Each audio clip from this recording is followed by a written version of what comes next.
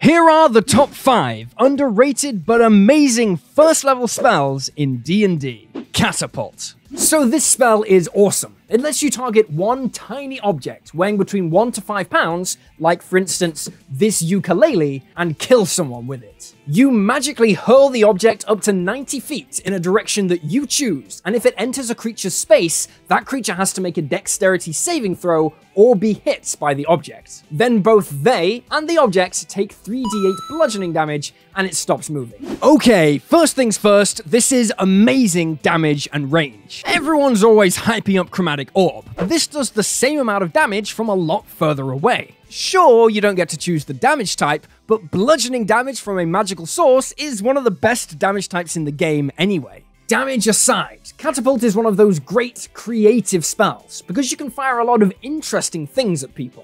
One awesome option is the net. From the net weapon description, one large or smaller creature that is hit by a net is restrained until it's freed, by using an action to make a strength check or cutting itself free. Let's say you're fighting a manticore. It's flying 60 feet in the air, doing strafing runs, breathing fire. So you catapult the net. You deal 3d8 bludgeoning damage. The manticore is restrained. Its movement speed falls to 0, so it can't fly. It falls out of the sky, taking another 6d6 bludgeoning damage, and it lands prone where everyone can hit it. Sure, it's a bit niche, but catapulting nets is basically the only way to make the net a good weapon, and it gives low-level parties a way to fight flying enemies. However, the real power here is throwing things that also deal damage, like acid or Alchemist's Fire. So the acid vial hits the enemy, breaks, and spills its contents all over them, dealing an additional 2d6 damage. Another great use is comboing this with the Battlemaster's disarming attack. They disarm the enemy, and you catapult their sword 90 feet away. Or if you're really evil, do this with a wizard's spellcasting focus, and boom, they can't cast spells anymore. And remember, if you upcast Catapult, you can hurl heavier objects, so there's a ton of creative things to explore. Command. Command is a spell that takes one action, and you issue a one-word command to a creature you can see within range. They make a wisdom save, and on a fail, they have to do what you commanded. The spell has no effect if your command is directly harmful, but don't worry, it can be indirectly very harmful, as we're about to see. The spell description gives a few sample commands. There's Halt, the target doesn't move and takes no actions. Approach, the target moves towards you by the fastest route and then ends their turn. Or Grovel, the target falls prone and then ends their turn. All of these have one thing in common. They cause the enemy to pretty much skip their next turn doing what you say. This is a 60-foot range stun effect. At level 1, hit an enemy with Grovel. They don't take any actions and end the turn prone, so the rest of your allies can charge in and attack them at advantage. That is crazy, and in terms of power, quite close to the 5th level spell Hold Monster, which is the most similar effect I could find. Dungeons & Dragons is all about action economy, and stripping a turn away from an enemy and giving advantage to all of your allies, well, that's game winning. There are a ton of creative options as well. The most powerful I ever heard of was Betray. It sounds a little overpowered, but technically it works, because it's not harmful to the targets, just to all their allies. That's almost a one-turn Dominate monster, an 8th level spell in terms of power. Out of combat, there are a bunch of great uses too. Command Discount for a quick deal on a purchase, Command Scream for a quick public distraction, or most chaotic of all, Command Poop. You don't know what power is until you've commanded Vecna to publicly defecate. And this would work, because immunity to the charm condition does nothing to stop command, unlike other similar spells like Suggestion. All in, it's an amazing spell, and definitely something every cleric or paladin should be picking up. Hey, bro, what the hell are you doing here, bro? Word on the streets, you got some great stuff on being a DM. What the hell are you talking about, man? You can't be talking about DMing here. Wizards of the Coast, dude, they don't make stuff for DMs anymore. It's for the players now. I just want a quick, easy way to DM great games for anyone. Okay, shush. I got something, alright? I got something. Okay, take a look at this. 5th edition Game Master's Survival Guide. Oh my god, this is like a full DM's tactical guide for almost every monster in the game. Explainers on how to run combat with multiple creatures to keep it challenging and fun. Wizards would kill you if they knew you had this, bro. It breaks all the monsters down by their fighting styles, breaks them down by weaknesses, lets you combo monsters together for powerful synergies. So DMs can combo too. DMs can combo too, bro. The 5th edition Game Master's Survival Guide is out now on Kickstarter, with over 300 pages of tactical guides for the monsters of 5e. And the box set includes playbook cards, tactical GM screens, monster tactics decks, and so much more, plus digital and VTT versions of everything. Become a Master GM today by getting your copy, link in description. Heroism.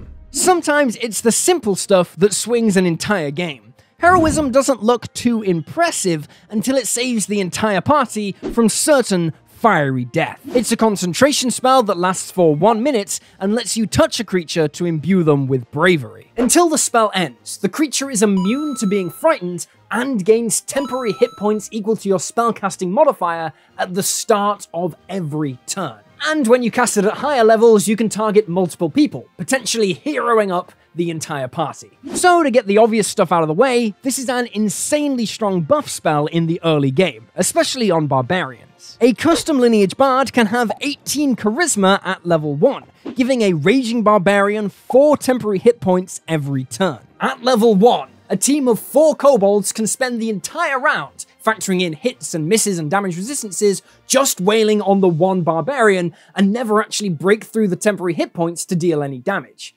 Very fun. Now sure, the regenerating hit points get less impactful as the game goes on, but what really starts to matter is that immunity to being frightened. Dragons in D&D aren't actually that deadly if you look at their regular attacks. What makes them strong is their breath weapon, flight speed, and frightful presence. So basically, this picture is a lie.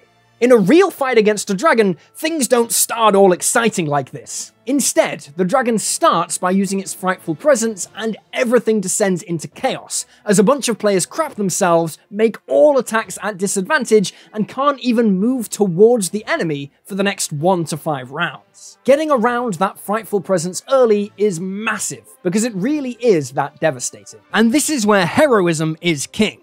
Once frightened, all the party need to do is stand together, have someone cast it, and then you all become immune to the condition. And when the frightful presence effect ends for you, whatever the reason, you become immune to it for the next 24 hours. So it doesn't even matter if the heroism spell ends. And that's not only amazing when fighting these super bosses, like dragons or the Tarask, it's also just so cinematic. Everyone's freaking out about the dragon, but the party stands together and overcomes that fear through the power of friendship/heroism, and then you're free to start kicking ass.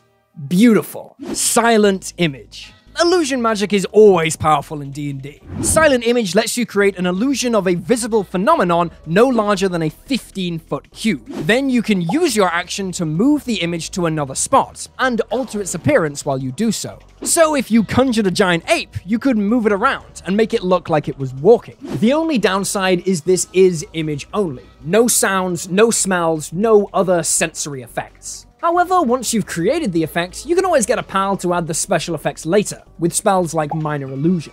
Now, as with other illusion spells, physical interaction can prove the thing is fake, because stuff passes through it. A creature can use its action to examine an illusion, and if they pass an insight check contested against your spell save DC, they can see through it. But that does require an entire action just to attempt. So how do you use this? Well, my personal favorite is the solid snake, sneaking around in an illusion of a box or a stone. You can see through it because you're inside it, but to an enemy, it's just a rock. You move it with you as you move, and you move when no one's looking. Hilarious and awesome for stealth, especially for setting up a surprise round as you sneak up on an enemy. One of the more deadly applications is fake terrain. Maybe you're fighting on the edge of a cliff or next to some lava. You can silent image 15 feet of floor, and when an enemy runs onto it, they instantly fall through and die. And just for general trickery, it comes in really handy. If you're being chased, silent image a wall over the door you just ran through, so the guards run straight past. Or silent image a fake passageway, so they run into a solid wall. It's also great for stealing. You can pocket a valuable object and leave a silent image in place where it was, giving you plenty of time to get away.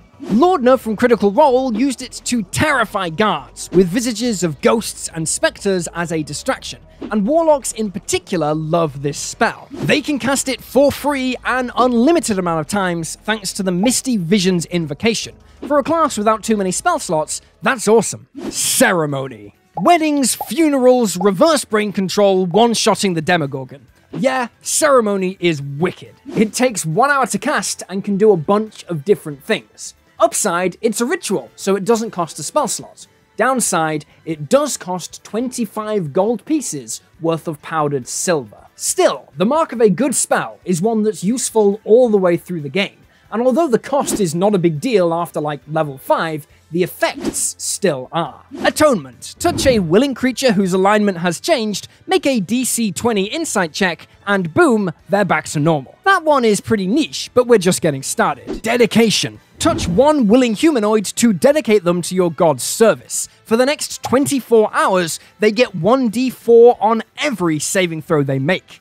Amazing. Wedding. You marry some adult humanoids. For the next 7 days, everyone you married, and it can be a group, the wording allows for polyamorous marriages, gets a +2 to their AC while within 30 feet of each other. These two are the real heavy hitters of the spell, although they do have a pretty big restriction.